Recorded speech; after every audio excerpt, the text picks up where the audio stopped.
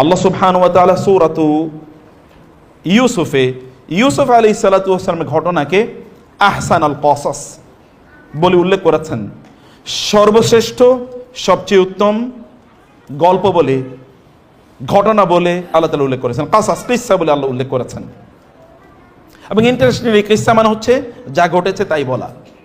আমাদের দেশে তো কিসসার একটা ডিস্টর্টেড একটা মিনিং আমরা দেই, কিন্তু কিসসা মানে হচ্ছে যা ঘটেছে এক্স্যাক্টলি তাই ন্যারেট করা। আল্লাহ তাআলা তাই বলেছেন, যা ঘটেছে, এই কারণে আল্লাহ বলেছেন এটাকে কিসসা। তো সেই কিসসাতে আল্লাহ সুবহানাহু ওয়া তাআলা কি বললেন?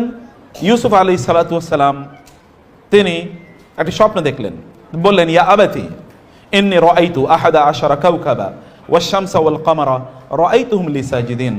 তিনি বললেন, বাবা, আমি স্বপ্নে দেখেছি 11টি তারকা, একটি চাঁদ, একটি সূর্য আমাকে সিজদা করছে। বাবা বললেন, লা তাকসুস রুইয়াকা আলা ইখওয়াতিকা ফায়াকিদু লাকা কাইদা।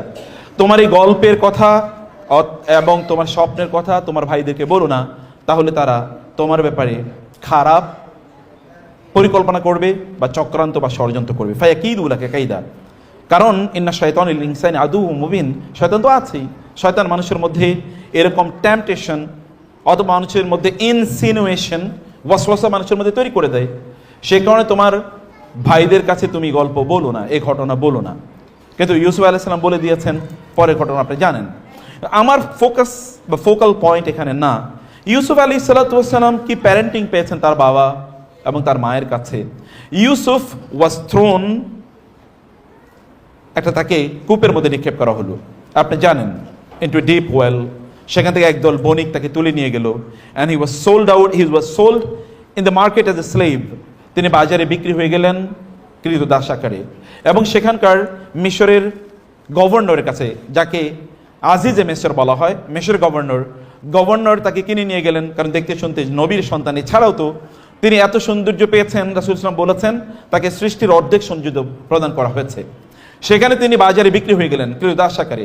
এর আগে ভাইয়েরা তাকে ওয়াশারাউহু বিসামানিন বাখসিন দারাহিমা মা'দুদা ওয়া কানু ফীহি মিনাজ জাহিদিন। আল্লাহ তাআলা বললেন, ইউসুফকে তারা বিসামানিন বাখসিন দারাহিমা মা'দুদা ওয়া কানু ফীহি মিনাজ জাহিদিন। 4টি কথা আল্লাহ তাআলা বলেছেন। 4টি শব্দের মূল অর্থ হলো যে তাকে খুবই খুবই খুবই খুবই কম মূল্যে তারা তাকে বিক্রি করে দিয়েছে। বিসামানিন, সামান মানে মূল্য, বাক্সিন মানে কম মূল্য, দারাহেমা মানে কম পয়সায়, মাদুদা মানে অল্প কয়েকটায়, ওয়াকানু ফীহি মিনাজ জাহিদিন মানে হচ্ছে তারা তার ব্যাপারে খুবই উদাসীন ছিল, খুব কম মূল্যে তাকে বিক্রি করে দিয়েছে। 4টি শব্দ আল্লাহ তাআলা বলেন, কারণ ইউসুফ এর স্ট্যাটাস অনুসারে তাকে যত দামে বিক্রি করার কথা ছিল তত দামে তারা বিক্রি করতে পারে নাই। অথবা ইউসুফ আলাইহিস সালাম এমন একজন ব্যক্তি, তাকে তো পৃথিবীর কোনো মূল্য অথবা মুদ্রা দিয়ে তাকে পরিমাপ করা যায় না। এই কারণে আল্লাহ তাআলা 4 ধরনের বিশেষণ উল্লেখ করে আল্লাহ তাআলা বললেন যে কম মূল্যে তারা তাকে বিক্রি করে দিয়েছে। That is not the story to tell you. আমি যে কথা বলছি যে ইউসুফ আলাইহিস সালাতু ওয়াস সালাম সেখানে বিক্রি হয়ে গেলেন বাজারে, এবং তাকে নিয়ে গেলেন। যখন তাকে বিক্রি করে দিয়েছেন তখন তিনি কিন্তু প্রতিবাদ করতে পারেন, তোমরা দেখো আমার ভাইরা এরা কিন্তু আমাকে বিক্রি করে দিচ্ছে, কিন্তু তিনি একবার প্রটেস্ট করেন নাই।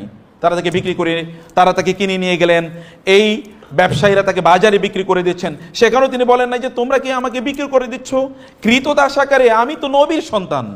এর তিনি বলতে পারতেন এই যুগের নবীর সন্তান আমি, তিনি তা বলেন নাই।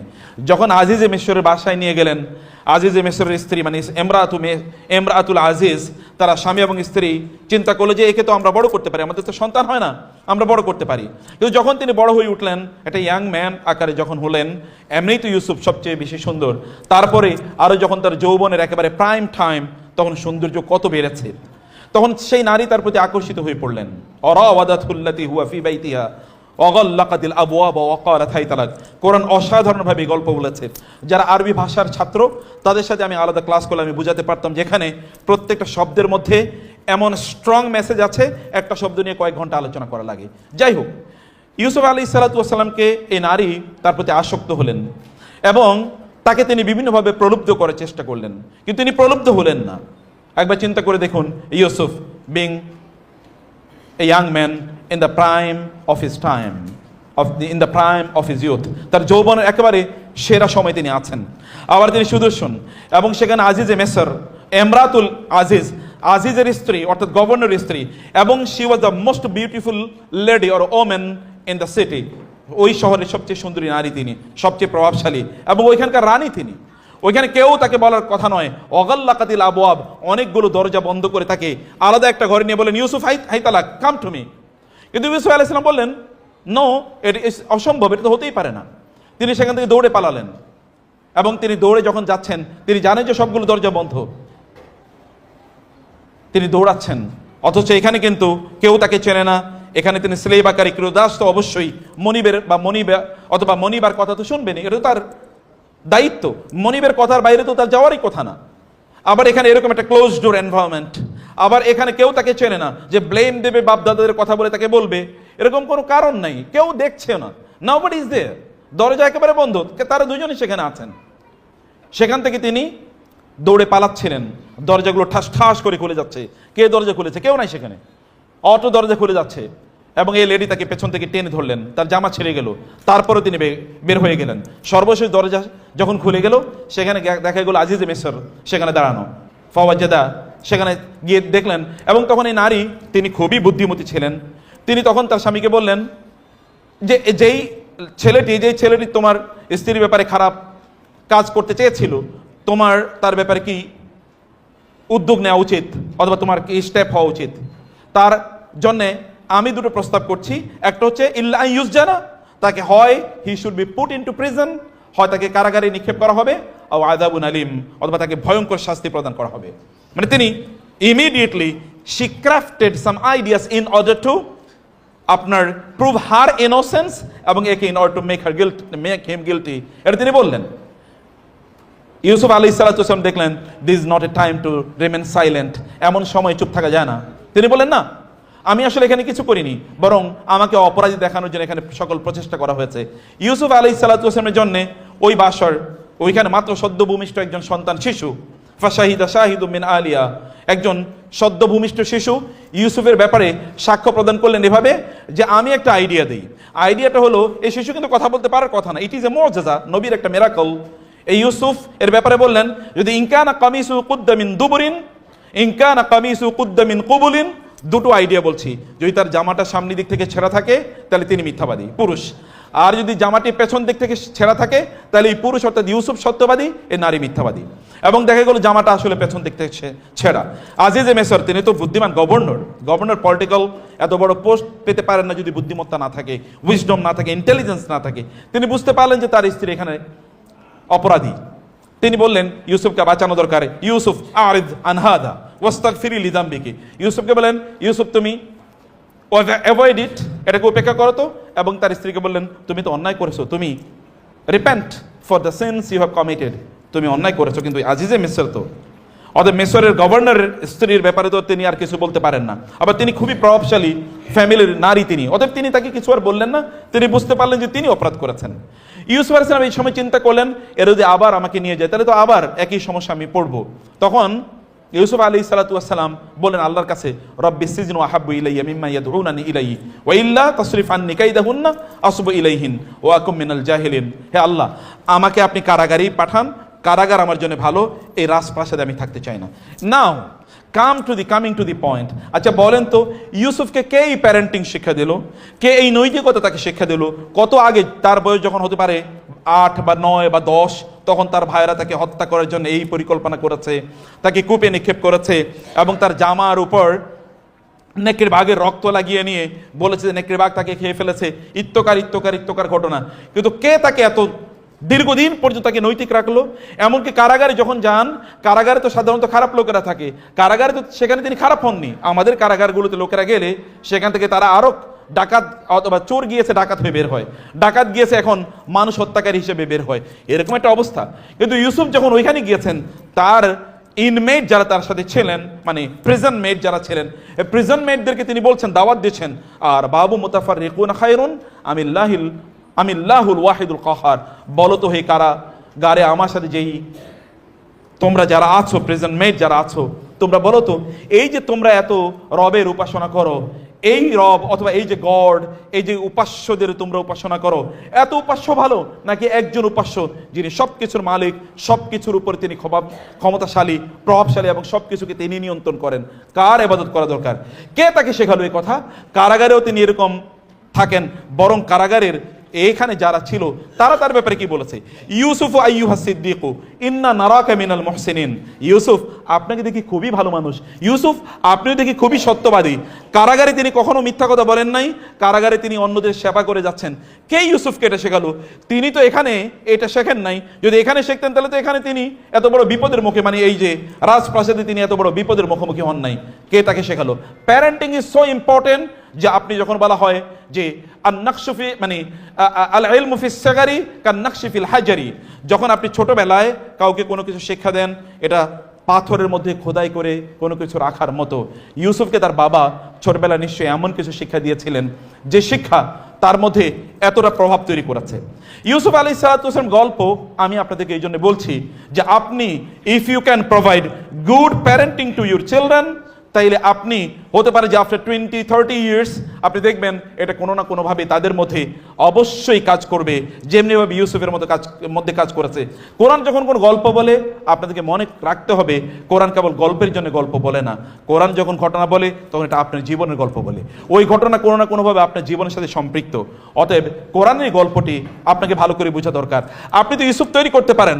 আল্লাহ সুবহানাহু ওয়া তাআলা ইউসুফের মতোই ইনোসেন্ট সন্তানদেরকে আপনার হাতে দিয়েছেন, আপনার কোল ভরে দিয়েছেন, আপনার ঘর ভর্তি করে দিয়েছেন, কিন্তু তাদের প্রতি আপনার দায় বা তাদের প্রতি আপনার দায়িত্ব কি? তাদেরকে আপনি প্যারেন্টিং দিয়েছেন, গুড প্যারেন্টিং দিয়েছেন, অথবা have you father them or mother them well? আপনি কি তাদের প্রতি সত্যি অর্থে যেই আদর্শ বাবা সুলভ অথবা মা সুলভ আচরণ করতে পেরেছেন কিনা?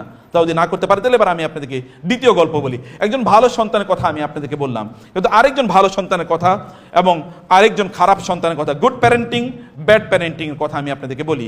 আল্লাহ সুবহানাহু ওয়া তাআলা সূরাতুল আহকাফের যে গল্প আপনাদেরকে বললাম, যে ঘটনা আপনাদেরকে বললাম, এখানে দুটো ঘটনা আল্লাহ তাআলা বলেছেন। একজন ব্যক্তি, তিনি আল্লাহ তাআলা তার একেবারে জন্ম থেকে গল্প বললেন, ওয়াসাইনাল ইনসানা বিওয়ালিদাইহি ইহসানা, আমি মানুষকে এই নির্দেশ প্রদান করলাম তোমাদের পিতা মাতাদের সাথে উত্তম আচরণ করো। হামালাতু, এবার আল্লাহ তাআলা মানুষের কথা বলে এবার মায়ের কাছে চলে গেলেন।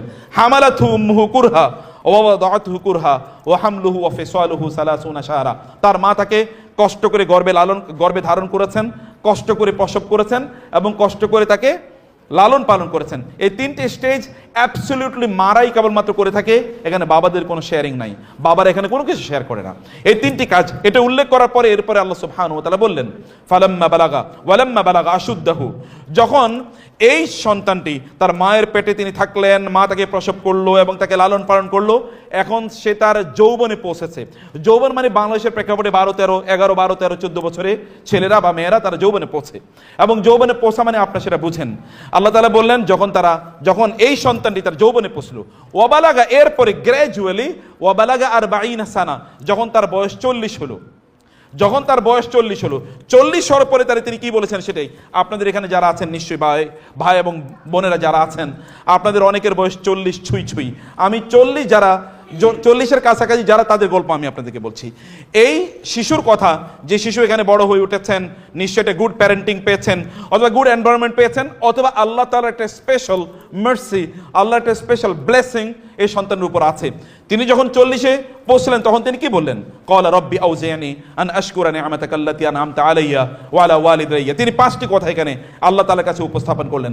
তমধ্যে আমি বলি 40 কিন্তু আপনি যদি এখনো মেডিকেল সায়েন্স অথবা ধরুন আপনি যদি সাইকোলজি যদি সার্চ করেন তাহলে দেখবেন 40 কিন্তু একটা খুবই ডেঞ্জারাস একটা পিরিয়ড। 40-এর মধ্যে গিয়ে অনেকের মতিভ্রম ঘটে, তখন সেই দিকে চলে যায়, একটু ডেভিয়েশন ঘটে। তখন 40টি খুবই মানে একদিকে এটা খুবই ডিস্ট্রাকটিভ, অন্যদিকে প্রোডাক্টিভ। যাই প্রোডাক্টিভ তাই ডিস্ট্রাকটিভ হতে পারে। আপনার হাতে যদি ধরেন মানে যদি আইন প্রয়োগকারী সংস্থার হাতে যদি অস্ত্র থাকে তাহলে তিনি মানুষকে রক্ষা করবেন, ডাকাতের হাতে একই অস্ত্র থাকলে মানুষকে হত্যা করবে। অতএব একই জিনিস at the same time simultaneously এটা ডিস্ট্রাকটিভ হতে পারে, কনস্ট্রাকটিভ হতে পারে। 40-এ যখন মানুষ পৌঁছে একদল লোক তারা ডেভিয়েট হয়ে যায়, আর আল্লাহ তাআলা এই 40-এর এই প্রচন্ড প্রোডাক্টিভ টাইমটাকে সকল নবীদের নবুয়ত দেওয়ার জন্য নির্বাচন করেছেন। সকল নবীরা এক্সেপ্ট ঈসা আলাইহিস সালাতু ওয়াস সালাম, যিনি জন্ম থেকেই আল্লাহ তাআলা তাকে নবী হিসেবে ঘোষণা করেছেন, এবং তিনিও বলেছেন ইন্নী আব্দুল্লাহি আতানিয়াল কিতাবা ওয়া জাআলানি নাবিয়্যা, আমি আল্লাহর বান্দা, আল্লাহ আমাকে নবী বানিয়েছেন। এটি ঈসা আলাইহিস সালাতু ওয়াস সালাম জন্মের পরে বলেছেন। যাই হোক, একজনের কথা ভিন্ন, কিন্তু বাকি সবাই 40 বছরে তার নবুয়ত তারা পেয়েছেন। ইনি 40 বছর যখন পৌঁছলেন, তখন তার নবীদের চরিত্রে তিনি তার নিজকে অলঙ্কৃত করলেন। তিনি এবার আল্লাহর কাছে বললেন, রব্বি আউজি'নি আন আশকুরা নি'মাতাকাল্লাতী আন'আমতা আলাইয়া ওয়া আলা ওয়ালিদাইয়া। তিনি বলেন, হে আল্লাহ, আপনি আমাকে তৌফিক দান করুন, আমি যেন আমার উপর এবং আমার পিতামাতার উপর আপনি যে নেয়ামত বর্ষণ করেছেন, এই নেয়ামতের শুকর যেন আমি আদায় করতে পারি। আন আশকুরা, আমি যেন শুকর আদায় করতে পারি। আলা নি'মাতিকা আলাইয়া ওয়া আলা ওয়ালিদাইয়া, আমি আমার প্রতি এবং আমার পিতার প্রতি, পিতা মাতার প্রতি আপনি যে নেয়ামত বর্ষণ করেছেন, আমি যেন সে শুকর আদায় করতে পারি। মনে রাখতে হবে, এই বিষয়ে আমি একটু পরে আসছি। নেয়ামতের শুকর আদায় করা অথবা রিমেইনিং গ্রেটফুল অথবা গ্রেটফুলনেস, শোয়িং গ্রেটফুলনেস, থ্যাঙ্কফুলনেস, কৃতজ্ঞতা আদায় করতে পারাটি হলো মূলত উইজডম বা ওয়াইজ মানুষের চরিত্র। একজন বিজ্ঞ মানুষের চরিত্র হচ্ছে কৃতজ্ঞতা আদায় করা, এবং বিজ্ঞ মানুষরা কৃতজ্ঞতা আদায় করে নিজেরাই কেবল না, বরং তাদের পিতামাতাদের উপর এবং তাদের সন্তানদের উপর আল্লাহ তাআলার যে নেয়ামত আছে, এই নেয়ামতের কারণে তারা কৃতজ্ঞতা আদায় করে। আল্লাহ তাআলা লোকমান আলাইহিস সালাতু ওয়াস সালামের কথা বললেন, ওয়ালাকাদ আতাইনা লোকমানাল হিকমাতা আনিশকুর লিল্লাহ, যে আমি লোকমানকে উইজডম প্রদান করেছি। Lokman was not a prophet, কিন্তু লোকমান এমন একজন ব্যক্তিত্ব, পার্সোনালিটি, আল্লাহ তাআলা কোরআনে একটা সূরা বা একটা চ্যাপ্টার তার নামে রেখে দিয়েছেন, এবং তার গল্প আল্লাহ তাআলা কোরআনে উল্লেখ করেছেন। তার গল্পটা কি? তিনি আল্লাহ তাআলার শুকর আদায় করবেন। এই শুকর বা একজন শাকের কৃতজ্ঞ বান্দা হিসেবে আল্লাহ তাআলা তাকে তৈরি করেছেন। That was the wisdom which was gifted and accorded to him by Allah subhanahu wa ta'ala. আমি জন্য বলছি যে তিনি 40 বছর বয়সে পৌঁছার পর তিনি বলেন, হে আল্লাহ, আমি যেন আপনার প্রতি কৃতজ্ঞ থাকতে পারি, এই জন্য আপনি আমাকে তৌফিক প্রদান করুন। কৃতজ্ঞতার ইস্যুটি আমি একটু পরে আলোচনা করছি, এটা এক নম্বর কথা। এবং তিনি এরপরে তিনি কি করলেন? ওয়ান আমালা সালিহান তারদাহু, এবং আমি যেন 40 বছরে পৌঁছার পর এরপরে যেন আমি আপনার পছন্দসই আমল বা কাজ যেন আমি করতে পারি, যে সকল কাজগুলোতে আপনি পছন্দ করবেন, আপনি সন্তুষ্ট হবেন, এমন কাজগুলো যেন আমি করতে পারি। যারা 40-এর কাছাকাছি তারা কিন্তু একই দোয়া করবেন আল্লাহর কাছে। এটা 40-এ পৌঁছার পর পৃথিবীব্যাপী মুসলিম স্কলাররা, ওলামায়ে কেরাম, সালাফরা, আল্লাহওয়ালারা তারা এরকম দোয়া আল্লাহর কাছে করতেন, যেন পথভ্রষ্ট বা ডেভিয়েশন যেন তাদের মধ্যে না হয়। আচ্ছা, এখন এই আলোচনাটা কাকে কেন্দ্র করে? তিনি 1 নম্বর বলেছেন, হে আল্লাহ, আপনি আমাকে কৃতজ্ঞ বান্দাদের অন্তর্ভুক্ত করুন, আমি যেন এমন কাজ করতে পারি যে কাজে আপনি সন্তুষ্ট থাকবেন। ওয়াসলিহ লি ফি যুররিয়াতি, পিতামাতার জন্য দোয়া শেষ, তার জন্য দোয়া শেষ, এবার তিনি তার সন্তানদের জন্য দোয়া করলেন। ওয়াসলিহ লি ফি যুররিয়াতি, আমার সন্তানদেরকে আমার জন্য উপযুক্ত করে দিন, অথবা আমার সন্তানদেরকে আপনি নেককার ভালো মানুষ বানিয়ে দিন। আল্লাহকে তিনি দোয়া করছেন তার সন্তানদের ব্যাপারে। এবং ইন্নী তুবতু ইলাইকা, আল্লাহ, আপনার কাছে আমি তওবা করি, আমার সন্তান অথবা পিতামাতার প্রতি যদি আমি যথাযথ দায়িত্ব পালন না করতে পারি, তাহলে যে গুনাহ করেছি, শর্টকামিং, অফেন্স এবং ইত্যাদি যা আমি করেছি, এগুলো আপনি ক্ষমা করে দিন। ওয়া ইন্নী মিনাল মুসলিমিন, আল্লাহ, এই সময় এসে আমি আপনার কাছে পরিপূর্ণভাবে আত্মসমর্পণ করলাম।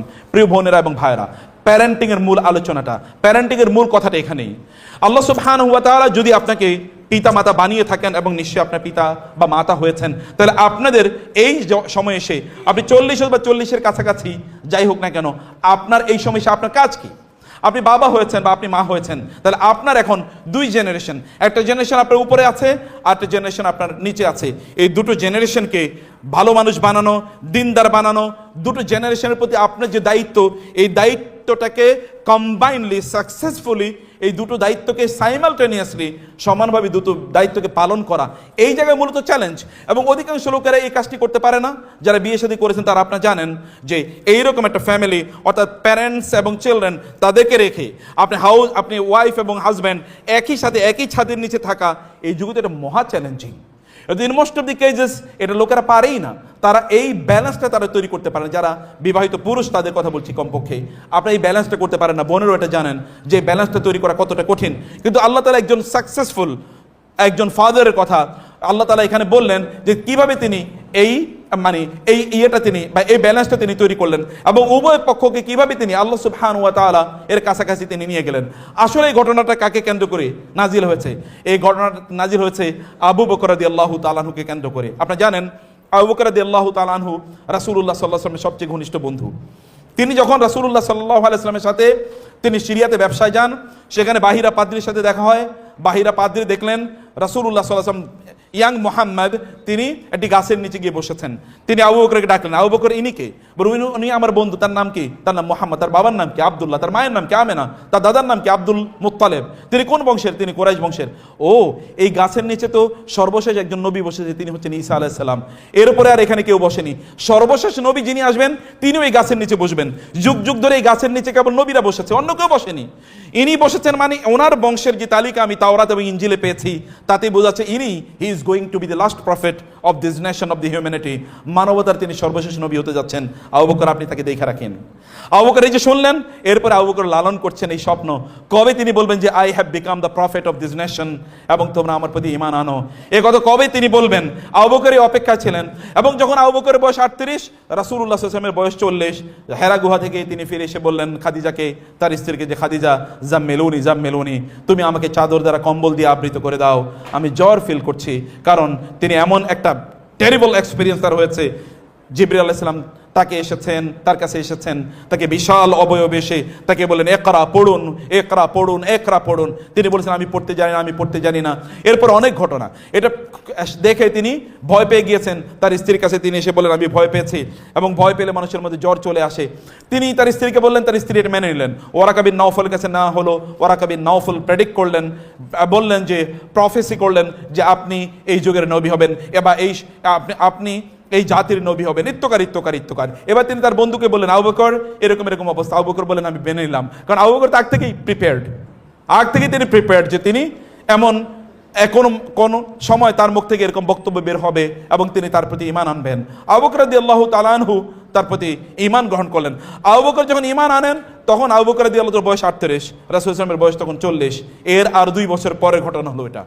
যখন তার বয়স 40 হয়ে গেছে, এই সময় তিনি তার বন্ধুর মতো, তার নবীর মতো, তার আদর্শের মতো করে তিনি আল্লাহর কাছে ফিরে গেলেন, আর অনেক অনেক ডিভাউটলি। এবং তিনি আল্লাহকে বলেন, আল্লাহ আমি এই পরিণত বয়সে পৌঁছেছি, তুমি এবার আমার পিতামাতার ব্যাপারে আমার দোয়া কবুল করে নাও, আমাকে তুমি ভালো কাজ করার তৌফিক দান করো, এবং আমার সন্তানদেরকে তুমি দিনদার বানাও।